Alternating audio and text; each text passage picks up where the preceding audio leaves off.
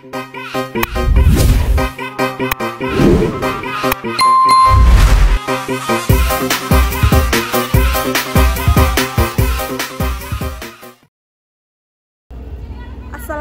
warahmatullahi wabarakatuh. Perkenalkan, nama saya Putri Amelia Fatmasari dari Prodi Bimbingan dan Konseling semester 4 Universitas Nahdlatul Ulama Sunan Giri.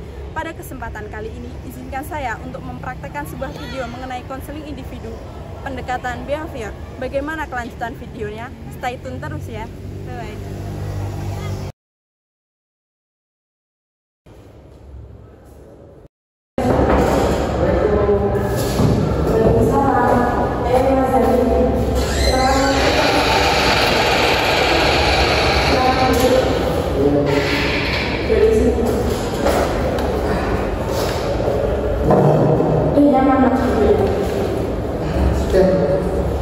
Ini dari mana? Dari rumah ya?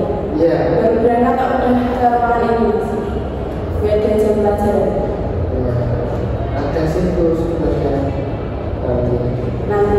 Sekarang belum ada sih jam kosong ya? Iya. Jamnya siapa? Jamnya Pak Farid. Pak Farid? Iya. Pak Farid ada rapat ya? Iya. Oke. Sebelumnya Mas Jani kesini dia mau ingin ceritakan ya? Iya.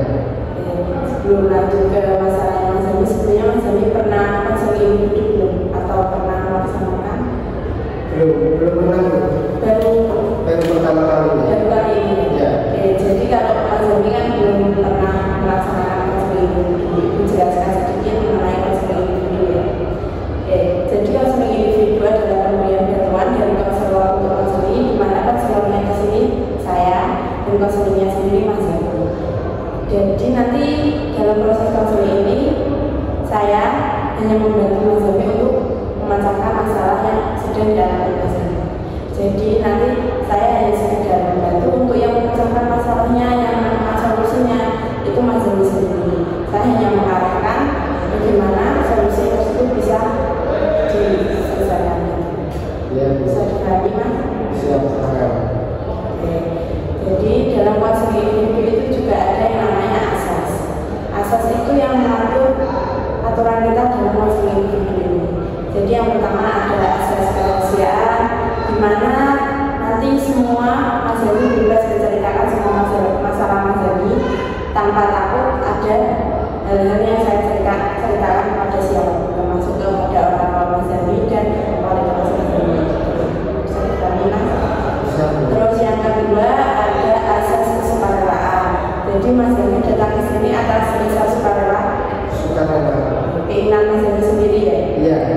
Jadi itu yang namanya asas kesukarela. Terus yang terakhir ada asas keterbukaan. Jadi nanti saya minta Mas Jani untuk menceritakan semua masalahnya tanpa ada yang ditutup-tutupi ya Mas Jani. Nanti kalau misal nih ada yang ditutup-tutupi, takutnya nanti penyelesaian masalahnya kurang optimal. Berarti kalau saya cerita di sini ceritanya nggak akan sekedar kemana-mana kan? Nggak akan sekedar kemana-mana.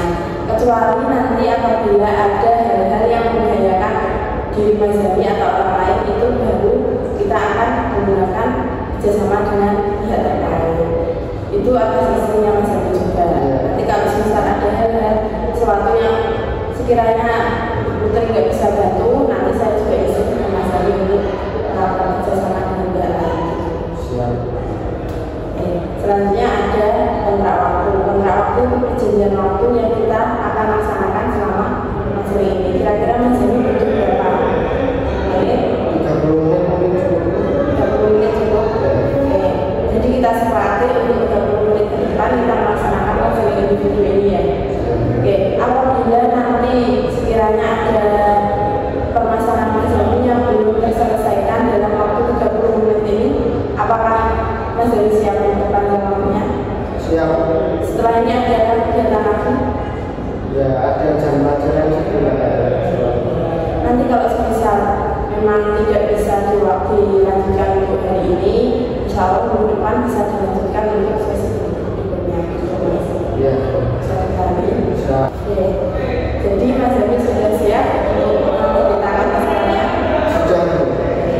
Jadi silakan Mas Jani menceritakan semua masalahnya tanpa ada yang ditutup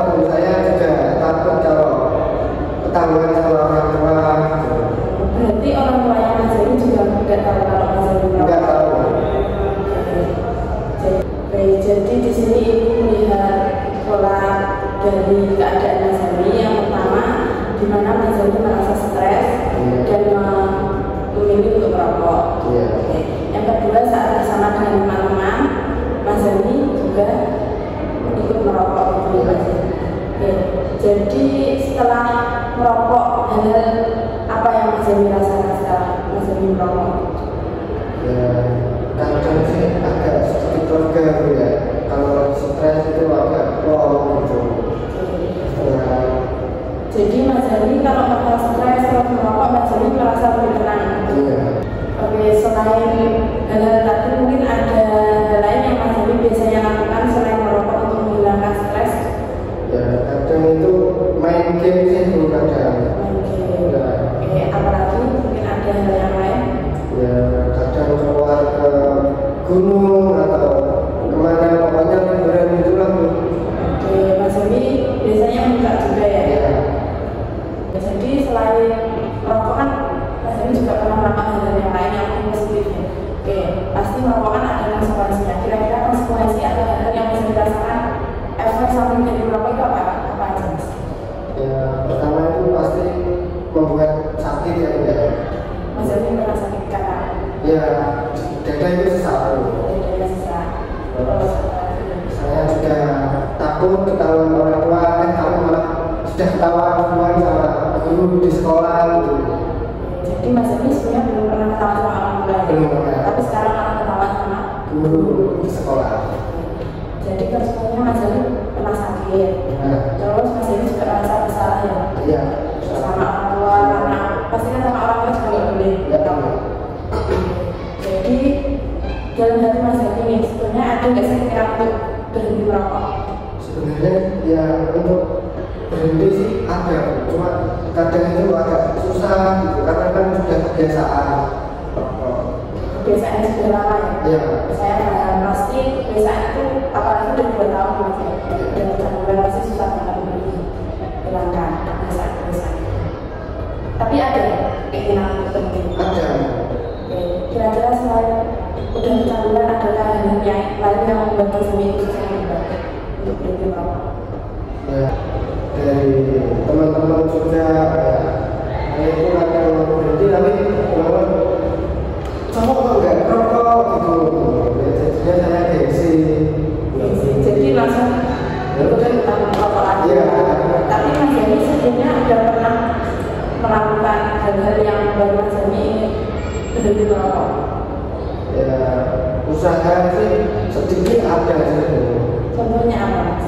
Ya, mengganti rokok dengan jajan atau apa gitu. Jajan dengan apa? Tapi belum berhasil. Belum berhasil. Jadi pada kali ini tujuannya Mas Jami adalah untuk berhenti merokok. Iya.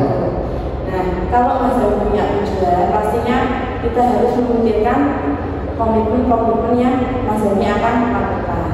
Kira-kira nih, Mas Jami bisa berhenti merokok berapa bulan? Ya, mungkin kalau dilatih sih 1 bulan ke depan semoga aja bisa full berhenti itu lagi.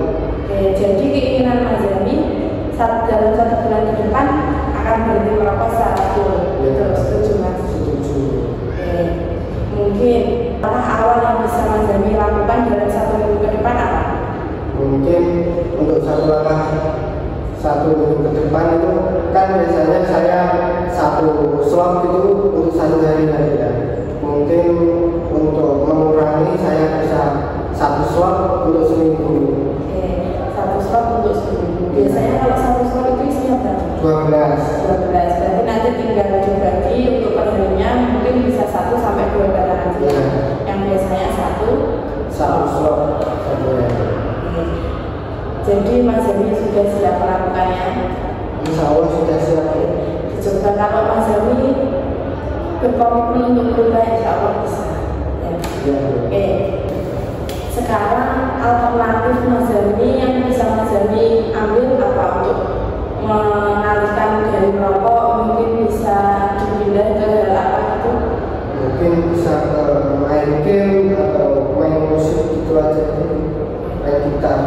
Mas Jami suka main gitar? Ya, suka. Langkah pertama yang Mas Jami ambil yaitu untuk mengatasi stres dalam rokok, dalam hal lain, mengganti rokok dengan mungkin main game atau main gitar. Oke, untuk tadi hal yang kedua kan ada permasalahan dengan teman-teman ya. Kalau Mas Jami nggak apa nanti dibilangnya cowok nggak rokok. Iya. Nah,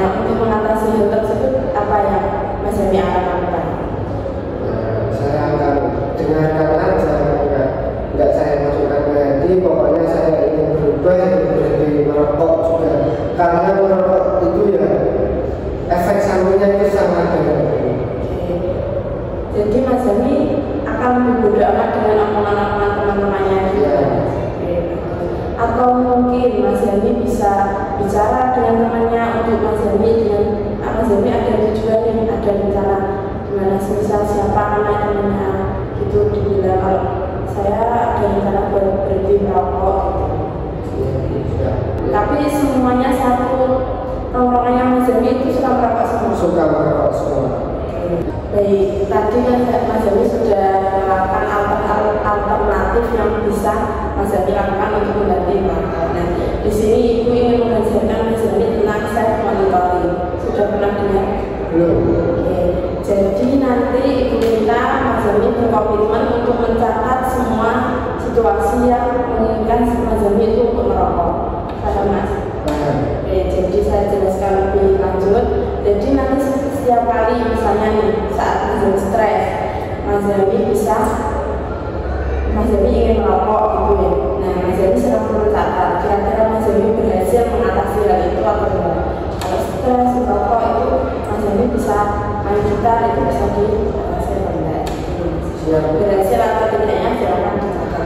Oke, kalau berhasil ya dicatat, kalau nggak berhasil ya tetap dicatat. Nah, kira-kira apa yang membuat Mas Zami nggak berhasil itu nanti kita akan bicarakan dalam satu minggu ke depan ini ya Mas. Jadi untuk 1 minggu ke depan ini dicatat ya semua kegiatan. Semua situasinya yang membuat Mas Zami kiranya stres terus ingin merokok itu dicatat. Ya.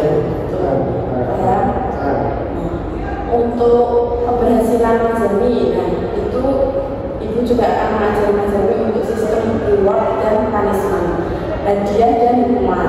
Jadi untuk misal Mas Zami berhasil dalam melaksanakan alternatif itu kayak tadi dari merokok ke main game, nah itu kan berhasil.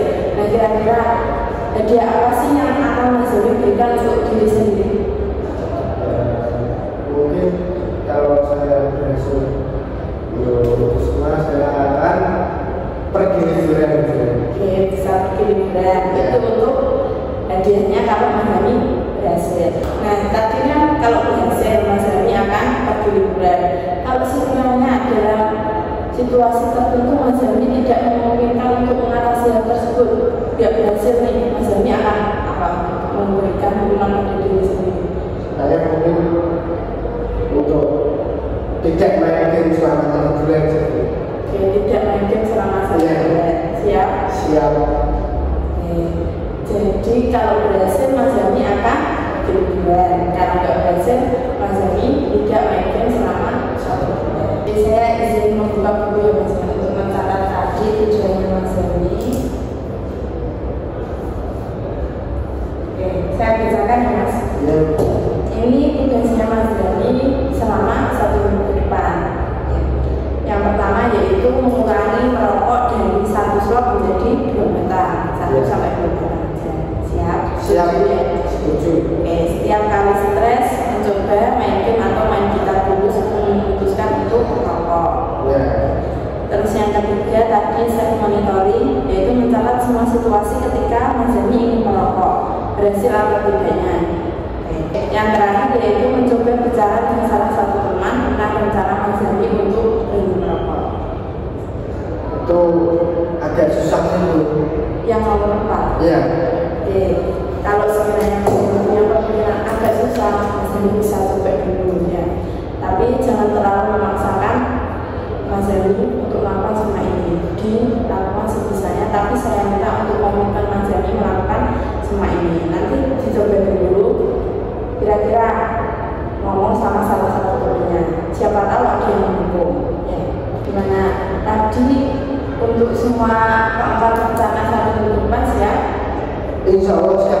Kalau siap saya minta untuk tanda tangan untuk komitmennya dari sini. Sudah.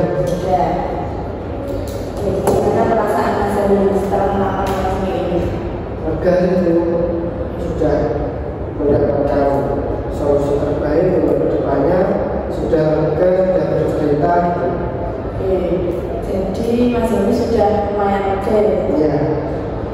Saya juga mengucapkan terima kasih karena Mas Joni sudah bersedia datang ke sini tanpa ada paksaan dari siapapun. Karena jujur ya Mas ya, kalau jarang sekali ada anak yang mau datang ke ruang PKM.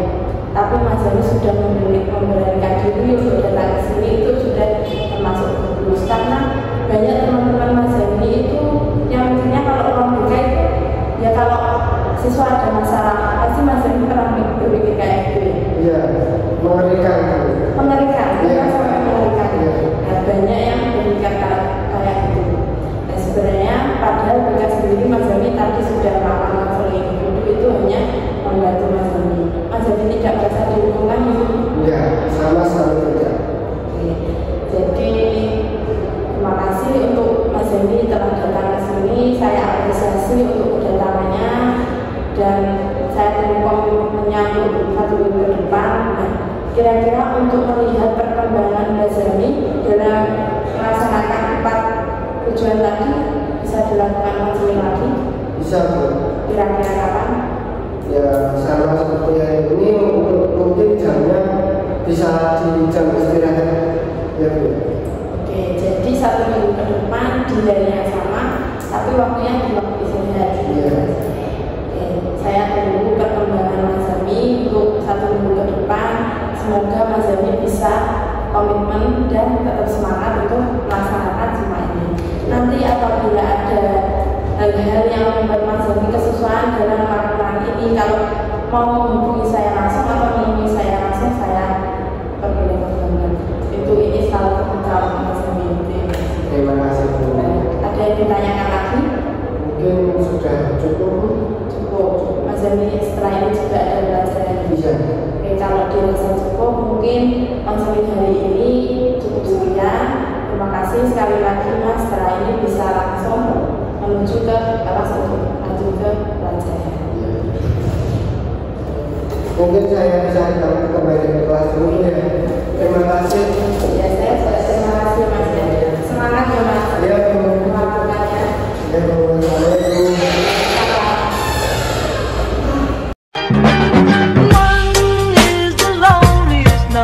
That you'll ever do.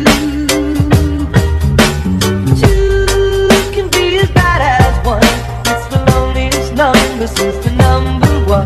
1 is the loneliest number that you'll ever do.